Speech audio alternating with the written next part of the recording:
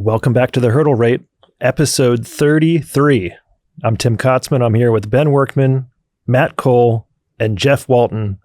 And there's a lot going on, a lot to cover.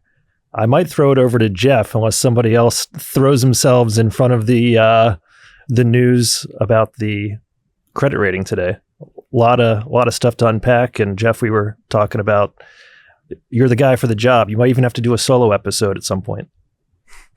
Yeah, there's a lot going on here. So Strategy, it was announced today that it came out. They've got a B- credit rating from S&P.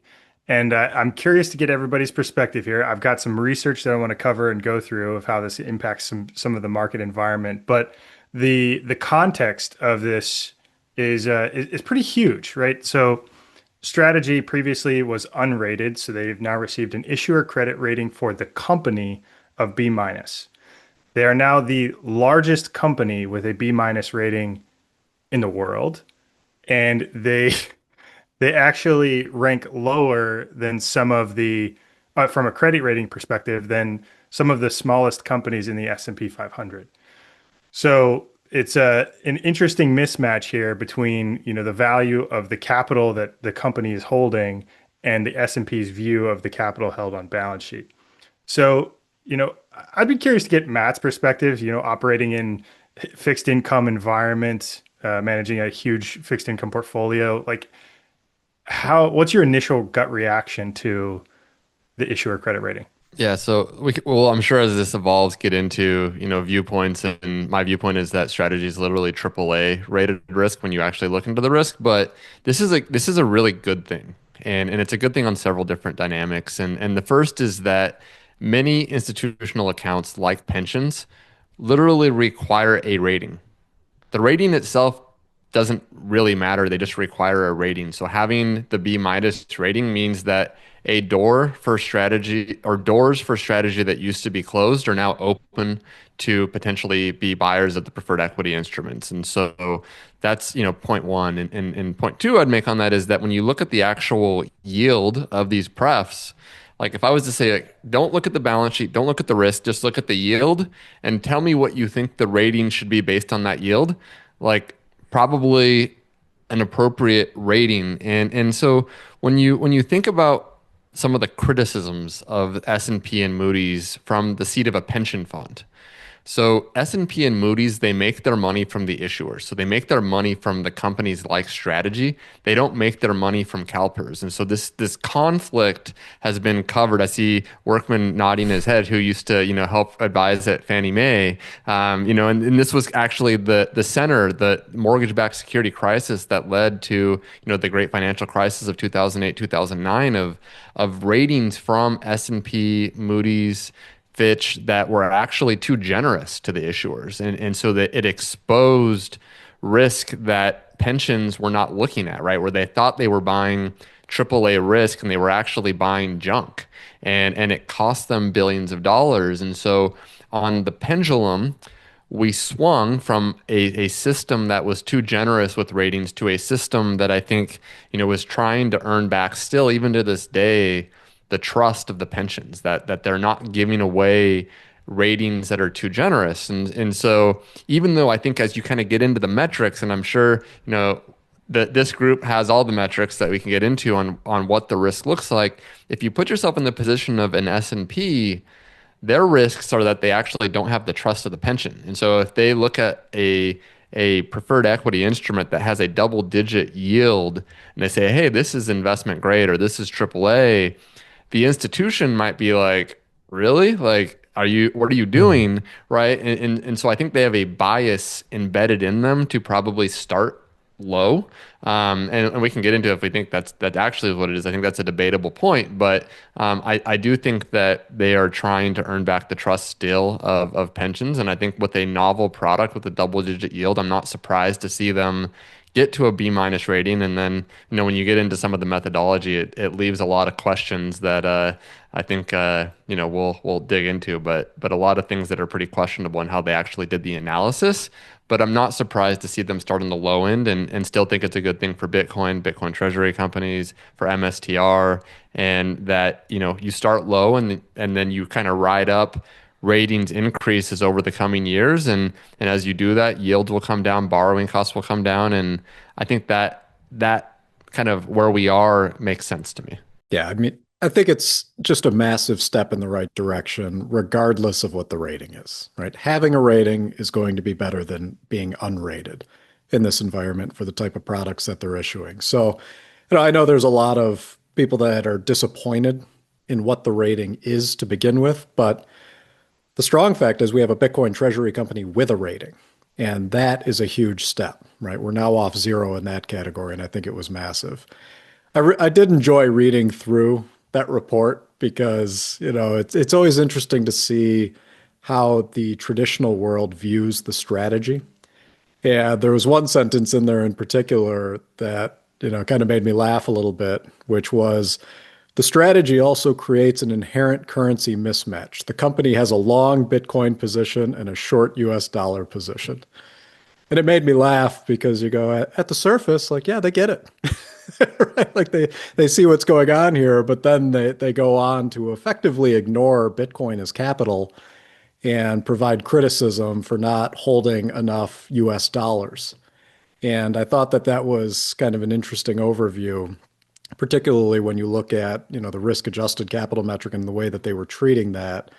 Bitcoin effectively is providing negative value in the system that they're using to rate this. And to me, I would have thought we'd move a bit beyond that because they're treating Bitcoin like it's this still emergent niche asset that's got a flash crash ability to zero effectively. And so they're viewing it as too risky to provide any credit for it as capital, which I thought was really interesting to see in that report. Yeah, that was one of my biggest takeaways. So, like, they're not treating Bitcoin as capital. I mean, Bitcoin's got the average daily trading volume like $50 billion each day. It's like ignoring one of the Mag 7 stocks. I did think it was pretty fascinating. There was no analysis about Bitcoin itself within this report. I'm sure they've done it a ton behind the scenes, but again, going back to Matt's original point, the incentives are a bit skewed and not aligned here, right? Because these rating agencies do get paid by the issuing companies themselves. So yeah, it was pretty fascinating. And I think that's the most surprising part of this report. Yes, it's fantastic that they've gotten a rating. Now you're on the board. And we could talk about that here shortly about, the downstream implications of that. But yeah, it was just incredible that they're not really viewing Bitcoin as capital itself. Like, literally the words are, the company's concentration in Bitcoin is key to its strategy, will likely to continue to weigh on our ratings. Where my mind went when I saw that was, I really, and this might be like conspiratorial, but wonder if they wanted the B- rating. And if you consider Bitcoin as, capital, that you can't actually get to that rating. And so if you were uncomfortable to say, I am not willing, if you're S&P, to give strategy today an A rating or an investment grade rating, a triple A rating, whatever that rating might be, then you have to think in a framework that is justifiable for a junk rating. And when you think about how much, obviously, balance sheet permanent capital they have in Bitcoin, that leads to a very strong credit unless you don't count it. And so I don't know that there's an instance. So like these types of, rating agencies, like they are not incentivized to go take a contrarian position. They're going to be taking consensus positions. And so I wonder if the fact that the yield is so high drove the outcome rather than the like an unbiased, sit an analyst in a room and just say, look at this company and give me your honest assessment of the balance sheet. I wonder. We'll never know, but can somebody walk through what this B- rating for strategy actually means? Like, is it on the company as a whole, or just and if so, does that mean, what does that mean for the common stock versus the common equity versus the preferred equity offerings? Does that make sense? Yeah, this is on the company as a whole, and it's not on each individual instrument. I think that is the next step down the road. So this is an issuer credit rating on the company itself, not on any one of the particular securities. So it's a good question, and I think one interesting component there is when pension funds or insurance companies are looking at purchasing securities, that they look at both the issuer credit rating and then the credit rating of that instrument in particular. So I would assume the next step here is some rating on each individual instrument that's likely in line with the issuer credit rating or potentially notched below the issuer credit rating, just depending on where the particular instruments sit in the order of the capital stack. Matt, I'd be curious your perspective on that. So, which one carries more weight in the market? Is it going to be the issuer level or is it going to be at the instrument level?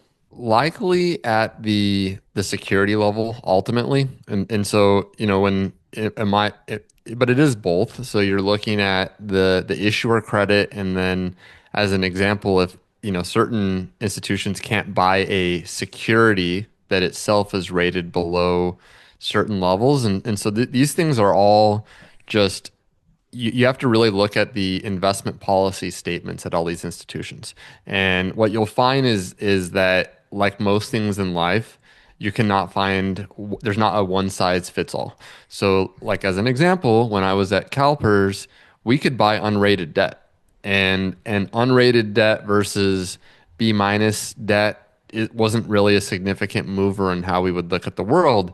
But the reason was because we had internal analysts covering every different sector and doing our own internal ratings on, and outlooks on both sectors and also issuers within sectors. But most large but smaller pensions, right? So the CalPERS is like a $500 billion fund. A lot of call it like $100 billion or $50 billion funds, very large pools of capital, but smaller. They don't have a whole internal analyst covering every single different issuer. So then they have to rely more on the ratings agencies themselves to provide, the if it fits within the investment policy statement or not. And then, within that, you'll have some at the issuer level, some at the security level. So I would expect it to be, a mixed bag, but it kind of gets into why having ratings at the issuer level than at the security level is just net helpful. It just opens doors. I've got to give an anecdote on the insurance industry because this is like this is the first step in getting this capital in the door to the insurance industry. So, like other capital markets, the insurance industry has its own rating agency. AM Best being the largest kind of rating agency. Then there's the National Association of Insurance Commissioners, NAIC. So insurance companies are also regulated at the state level, and they have to have risk-based capital requirements. So basically, any assets that they hold on their balance sheet, they're measured against the liabilities that they hold on their balance sheet, and that's all regulated at the state and the federal level with, outside third-party rating agencies. Now, if you wanted to add an unrated security to your balance sheet, you have to go through for each individual state. So let's just say you've got a Washington State insurance company. You have to go to a separate third party, a securities valuation office, SVO, in order to start the process of getting an unrated instrument rated that you want to hold on your balance sheet. So there's a time element, there's a cost element, and there's an uncertainty element of the amount of credit you're going to get in your RBC score, your risk-based capital score, for your ability to leverage against that asset on your balance sheet. So there's just tons and tons and tons of friction if you want to hold an unrated instrument on your balance sheet. So much so that you just don't do it. Unless you had unless your entire business model was focused on, unrated securities and leveraging against them for an insurance company, you just wouldn't do it. And now that you've got a issuer credit rating and hopefully in the future a rating for each one of these individual instruments, you don't need to go through that SVO process. Like the friction is completely removed. And you can just add that instrument to your balance sheet and get statutory credit for it on any one of your individual filings with the state. So the question that always comes up is that, how much more capital comes in the door to be able to buy these things with a rating. It's a lot more. I don't know the exact number, but it's a lot more because the amount of friction in the way is removed significantly. And that's just one anecdote with the insurance industry. I know it happens with pension funds and banks and all these other capital markets as well. But I mean, that's huge. That's a huge change in a huge market's ability to access these instruments in particular. And importantly, these are long-term holders too. So obviously, like you think about the evolution of Bitcoin treasury companies, and the easiest forms of capital are fast money accounts, so things like hedge funds. And then as you move into the larger pools of capital that are longer term holders of capital, there's more and more constraints to open those doors, right? Even if they themselves might want to be investors. And so that's why this is so significant. It's not just it opens up another whatever $1 trillion of potential capital. It's the type of capital itself that actually is extremely important to open those doors. And then, as Strategy and other Bitcoin treasury companies establish themselves as rated issuers, well, first just an issuer that are making payments timely month after month after month, and then as a rated issuer, then that gives comfort to get higher ratings and to open up other doors. And so to me it probably is, I would say, still underappreciated how important this is for the build out of the pref market over time. Matt, when you say month after month after month, is there a case to be made that a Bitcoin treasury company might want to issue an instrument that pays monthly to establish that track record, or is that kind of less important? Meaning you could have an instrument that's quarterly or yearly or otherwise. I think there's a lot of reasons to want to do monthly payments. Probably less of the fact of like proving it to the rating agencies, and more just if you look at Stretch as an example, I think the market has spoken pretty loudly that they like monthly payments. And so that probably is the larger driver. But just, on a year by year basis, from a credit perspective, making your payments, I think, tells a story. I mean, I guess if you were to say if you only had to make a payment once a year, does that leave more questions than if you do it more frequently? Probably. But whether from a institutional perspective, whether it's quarterly or monthly, I'm not sure that there's a big difference in kind of proving that you can make payments. I always find the way that they word certain things to be interesting. And what I was particularly curious in here is because Strategy has convertible debt and they have preferreds, I was interested to see how they would, structure their overview of that. And when you look at the way they start, so with convertible debt, they said there are liquidity risks in our view from the company's convertible debt, right? R is a pretty strong word, and they go on to really focus on that maturity risk, right? You got convertible bonds that are out of the money. They've got a clock on them. And if they're not convertible by the time it's done, then they got to come up with a way to roll them or equitize them or whatever they're going to do at the end of the day. But they have a point in time where that capital comes due. When it comes to the preferreds, their statement is, we see some liquidity risk from dividends owed on the company's preferred dividends. And I think that's very telling in the way that they see the type of debt that's going on the balance sheet. I mean, obviously, preferreds are hybrid structures here, but in terms of when you're a Bitcoin treasury company and you think about what way are you selecting to put leverage on your balance sheet, this is really the first indication for how the rating agencies look at those two products. And to be clear, the dividend payments are significantly higher than the coupons on the convertible debt.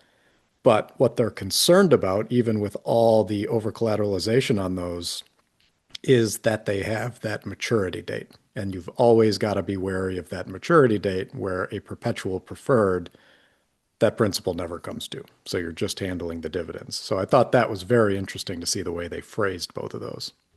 How about this? An upgrade is unlikely in the next 12 months. Over the long term, we could raise the ratings if Strategy reduces its use of convertible debt. I think that bodes pretty well for companies that are looking to issue perpetual preferred equity only. Well, and it tells you the value in being incredibly intentional with your capital structure and the way that you choose to scale your business.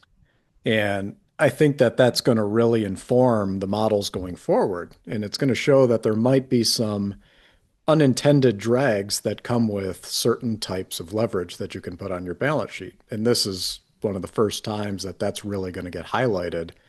And I think ultimately in the sector, that's what's going to become a major differentiator amongst these companies. And, obviously, with hindsight, you can always make different decisions, but if you plan accordingly and you see some of these risks with these specific products that have been commonly used in this strategy leading up to now, and quite frankly, I think that for strategy using the convertible debts over the early phases of this as they were scaling the business, I think that that pool of capital was a great partner to them, and the type of scale that they've achieved would not have been possible. But now they found a better way. And so for companies that put themselves in a position where you're very intentional with the way that you build out your capital structure to make sure that you get the most efficient form of leverage you can possibly get, that puts you in the most advantageous position moving forward, that's what you should select. And strategy really highlighting that they want to roll off this convertible debt. I don't think that's any coincidence with what we're seeing now in this report as well. Right. I don't think this conversation just started last week and they've got a rating out here. So, I think you start to see what that feedback is and you start to see the way that these products are viewed. And now you adjust your structure accordingly so that you can get yourself in the cleanest position possible moving forward, where you have a capital structure that's incredibly simple to understand as well as to manage. Maybe it might be helpful just to take now, we've seen what S&P has rated strategies prefs as, and actually go a little bit deeper on like the risk from, if you're at my old seat at CalPERS, like how you would typically look at risk, or how Jeff or Ben or whoever might look at it. And so here is something from NYU Stern, and what this is it's interest coverage ratios and for traditional credit issuers and how they map to a rating. And so this is interesting because for strategy and for other Bitcoin treasury companies, whether it's Strive or whoever, that the return of Bitcoin is actually GAAP earnings. And so you take earnings and you say, how many times can these earnings cover my interest coverage? And when you look at strategy with, under 10% leverage tied to, or amplification tied to their preferreds, that even at a 20% rate of return for Bitcoin, their prefs have over 10 times interest coverage. And so you look here and you say, okay, if I'm willing to underwrite Bitcoin at a 20% CAGR over the next 5 years or 10 years, their interest coverage is over 10x. That is literally on this chart triple A. And even at something like a 10% CAGR with their current leverage ratios, it's likely over 5. So you're still even looking at A-rated debt at a 10% average CAGR for Bitcoin over the next 10 years. And then you look at the average CAGR of Bitcoin since 2020, or name your time frame, since 2020, I think it's over 60%. You say, how do I think about that risk? And then you say, well, what would have to be true for B minus? And you look at B minus and it's 1.5 times coverage. And then you look at their interest liability and say, okay, what would the CAGR have to be for them to be, 1.5 times? The CAGR of Bitcoin probably has to be like 2% or something like that. It's a ridiculously low CAGR, and that's not even taking into account the fact that they have the Bitcoin on their balance sheet, or it's permanent capital. You're not underwriting unknown future cash flows. You're underwriting the capital that they've already gotten. And I don't know if anyone has this number, but how many times they could cover their interest payments without Bitcoin's price even changing, just with the Bitcoin on their balance sheet. But it's probably, 100. It's 108, I think. I was going to say over 50 years, so over 100 years. 100. Yeah, I think it's 100 years of interest coverage. Yeah, because I know because I just did this math, and I've been looking at this from a slightly different perspective, and really trying to, wrap my head around the entire risk model here with these particular instruments. And the, where I started was I looked at the instrument on the margin. I looked at each individual share sold, and I just took the assumption of what if I just sold the Bitcoin to pay back the dividend obligation and make some assumptions on uh, interest or the rate of return on Bitcoin, make an assumption on it, and then go through historical backtesting and then model it in stochastic simulations in Monte Carlo. And the fascinating results are, I mean, no matter which way you seem to slice this, the part that I think a majority of the market misses here is the because you are long Bitcoin and short fiat, there's this compounding effect after year one. Your biggest year of the biggest risk of issuing these instruments is in year one, and it's this timing element risk of what happens with Bitcoin after the issuance.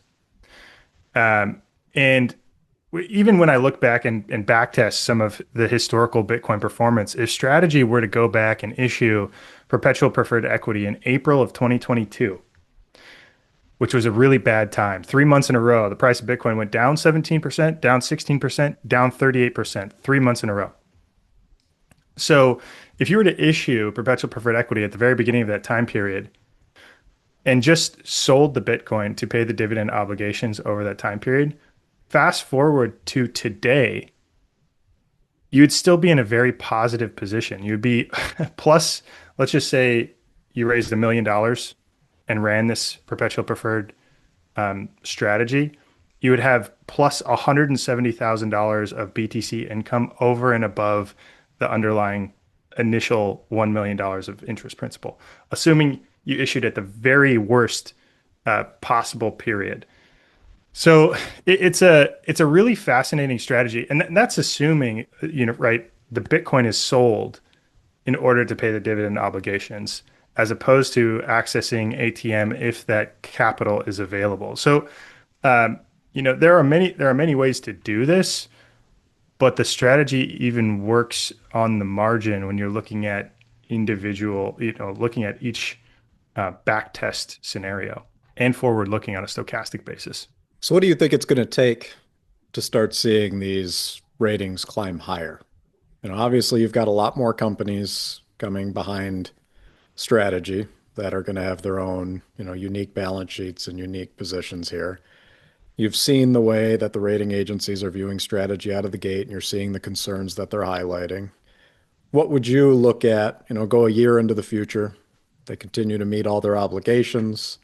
They don't have any type of defaults or anything. What do you think it's going to take for these ratings to start moving higher? I personally believe it's a track record, and there's I mean, this is a really big deal, and it has so many downstream implications, right? Like this is as soon as these instruments start to sneak their way into insurance companies, pension funds, 401ks, IRAs, all of the likes of those, this starts to become systemically important. And and I think that's probably a underlying element of this hesitancy to, give this a significantly better rating, is that this is a really big deal, right? This is $70 billion of capital with a trajectory to grow significantly larger and become systemically important in society. So I think a track record, other companies doing this, issuing it at scale, having institutional grade risk management, thinking about risk like an insurance company really would, because really the framework of a Bitcoin treasury company and leveraging a Bitcoin balance sheet is so similar to an insurance company. You're taking in premium today to pay out a liability over the future. Now, with a Bitcoin treasury company, your liability is fixed and you're taking the volatility of the asset. Whereas an insurance company, you're taking in the premium and your liability is volatile. So I think this is a little bit easier to underwrite, in my opinion, than some insurance company risk, which is pretty fascinating. And another thing that was really interesting is the S&P doesn't consider, or they're concerned about the firm's lack of operating cash flow generation. And when you take this comparison of a Bitcoin treasury company and leveraging your balance sheet to a future liability, if you compare that to an insurance company, again, they're very similar. An insurance company is taking in premiums, which is considered cash flow, to pay out, future liabilities. And very similar structure here, where you can almost think of the investment as cash flow to pay out future liabilities. But because it's investment and it's an issuance of a security, I think it's viewed very differently. And really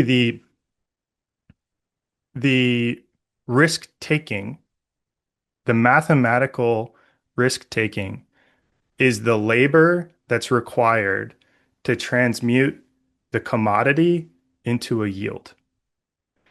Very similar how you have kind of like a piece of real estate or commodity. You need labor in order to transmute that into yield. The real estate on its own is not yield bearing. You need to put somebody in it. You need to maintain it. And somebody needs to do that. Somebody needs to put energy into it. And that's very similar here with Bitcoin. You've got to put energy into it. That energy is mathematical risk taking. And that is difficult. I think it's pretty difficult to conceptualize for people that, maybe don't have that insurance kind of background or see that like financial framework of, premium versus liability. I think what this shows very blatantly is that we're still at this foundational level understanding of Bitcoin itself. So, you look at things like the risk adjusted capital that they're looking at in there. Now imagine the Bitcoin's US dollars on the balance sheet. This credit rating looks entirely different. Huge. And because of that, it just shows that we're still early in the phase of Bitcoin being adopted as digital capital. They're still not viewing it as capital. They're still viewing it as a speculative asset, speculative commodity in this instance. And I think that, to your point, that's just going to take some time here. I think that they want to continue to see the liquidity in that market continue to build, right? The more liquidity that you start to have in the Bitcoin market, the lower the risk is that you're going to get some black swan flash crash down where, you can create an insolvency or something. And I think that as that network continues to grow and as the value of Bitcoin from a market cap perspective continues to grow, you're going to slowly see them ease off. Now, keep in mind, this is also coming right on the back end of that flash crash that was triggered off Binance, and you had, what, $19 billion in liquidations. And so, I'm sure that's certainly a factor when you start to see that type of price movement, because that is the volatility aspect of this asset. But I think that when you see Bitcoin, say it doubles in size and all of a sudden it's a $5 trillion market, you're looking at something very different. When we eclipse all corporations in size, I think that that is a massive watershed moment for Bitcoin when it is now second behind gold. You can't at that point look at it as this niche, emerging, speculative asset, because now you're at a point where you are unquestionably systemically important and clearly have gained adoption. And by that point, your markets will be incredibly liquid. And I think that that is going to be absolutely critical to shifting the mindset here for all of these ratings agencies. Yep. And as you were talking about that, I just was, I completely agree with you that this is going to be a slow step upwards, one step at a time. These aren't going to go from B minus to A rated. It'll be one step up the rating ladder and likely driven by institutional demand. So institutions start buying it. Those institutions are going to have a vested interest that they might be listening to the hurdle rate, be like, these are AAA rated securities. And then they're going to start hammering S&P and be like, look, like I've bought this thing. Let me tell you how we look at the risk. Like, why aren't you looking at it this way? And that has a lot more credibility to a rating agency when the asset manager that bought these securities calls them complaining about the risk, which pension funds and insurance companies do. We used to do it all the time, and versus the issuer, which like look, I mean, I think that it's conviction. that we have conviction, that Sailor has conviction, but from their perspective, we have a conflict, right? Like we're issuing the securities and we're biased, blah, blah, blah, blah, blah.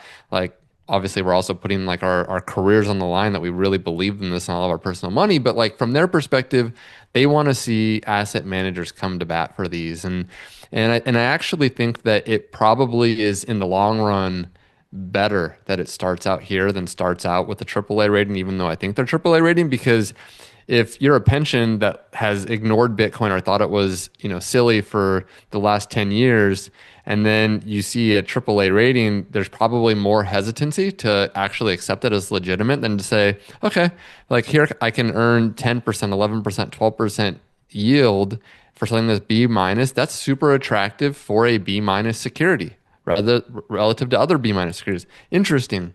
Okay, like let's dip our toes in here.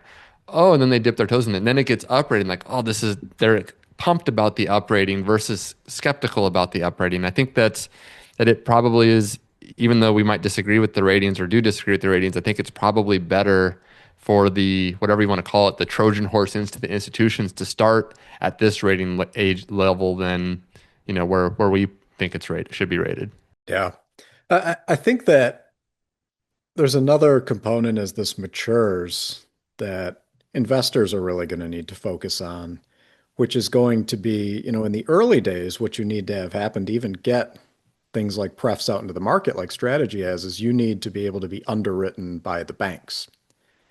And one of the things I think people overlook is what types of banks are getting involved in underwriting Bitcoin risk and being willing to bring those offerings to the market and price those offerings.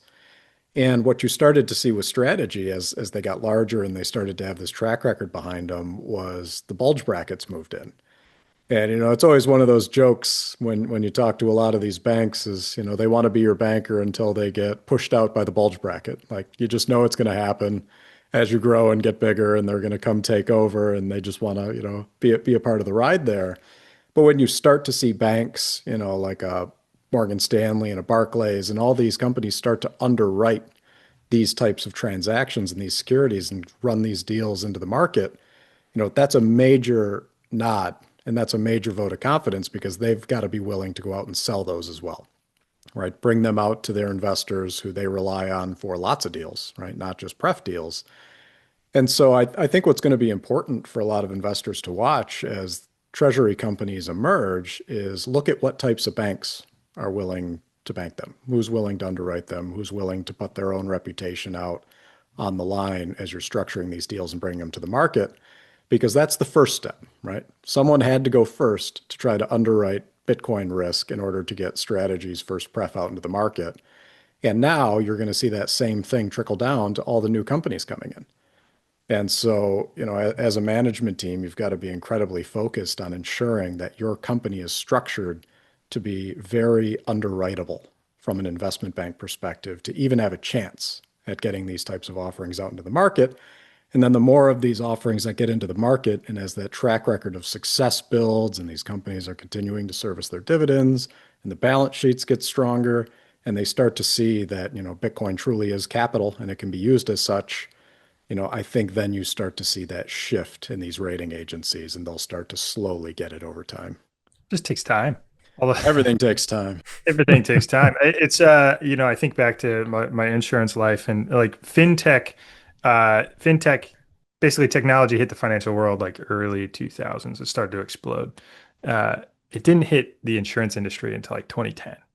So like the broader financial markets had this insurance and or this technological innovation for damn near a decade before it hit the insurance industry, and it just emphasizes the things that are in the way structurally preventing innovation, which is a bit surprising. The one thing that just continues to strike me is that, again, insurance industry, in the insurance industry, there's just tons of innovation happening on the underwriting side. Like an insurance company, you got two things. You've got an underwriting engine and you've got a balance sheet.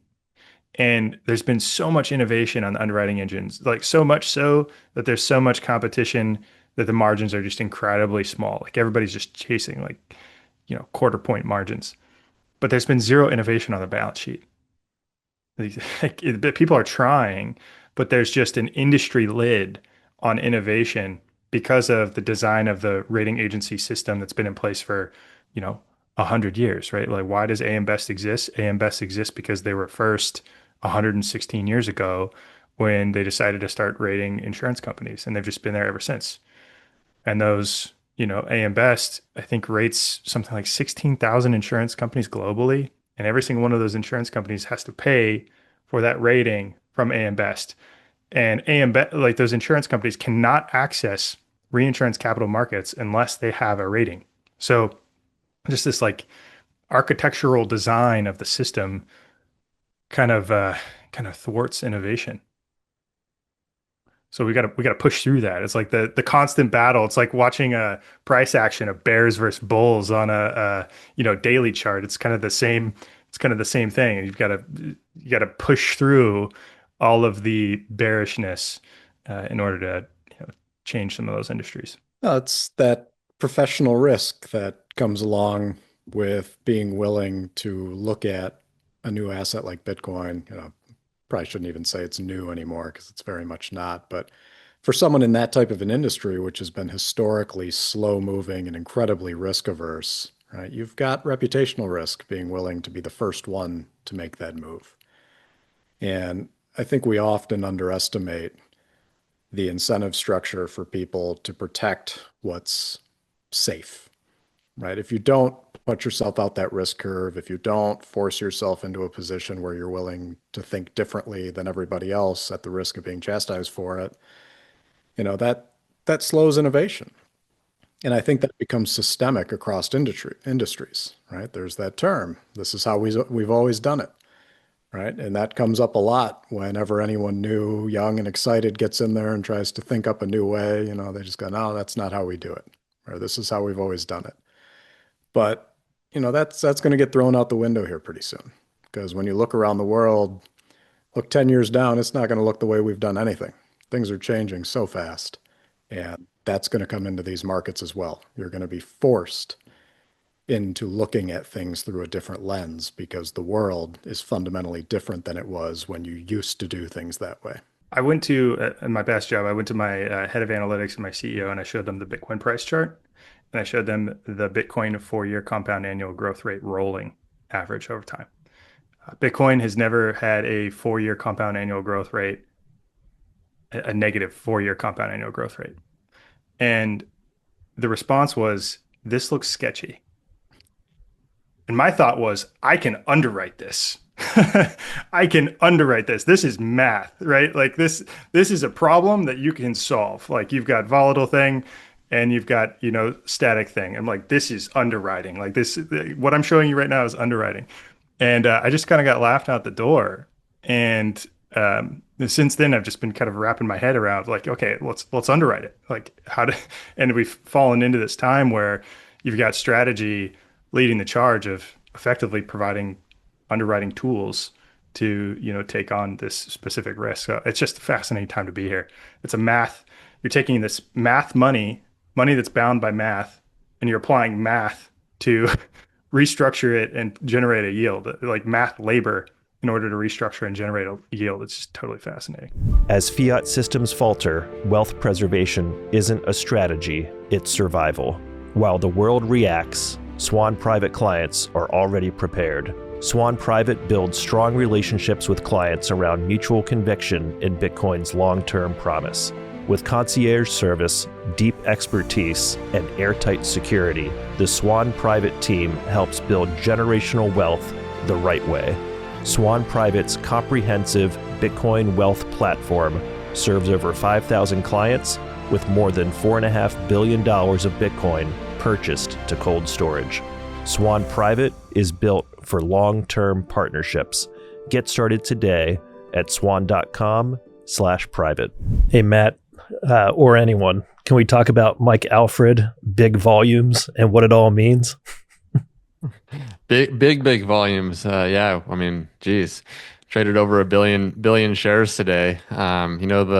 The competition for employee of the month at Strive is fierce, and Workman came in and wanted to earn it, so he got the call out from Mike Alfred. But I guess like to be on a more serious note, here's what I think is going on. I think our team has made a series of really strong decisions, from starting with the reverse merger, then taking on no debt, then building a super strong management team, a very strong board, and have continued to be out there, good times and bad, telling our story, educating the markets, and talking to people like Mike Alfred, but many other people that might come in the future at different times, and building allies. It's a lot of execution, and if you think about this as like a firewood.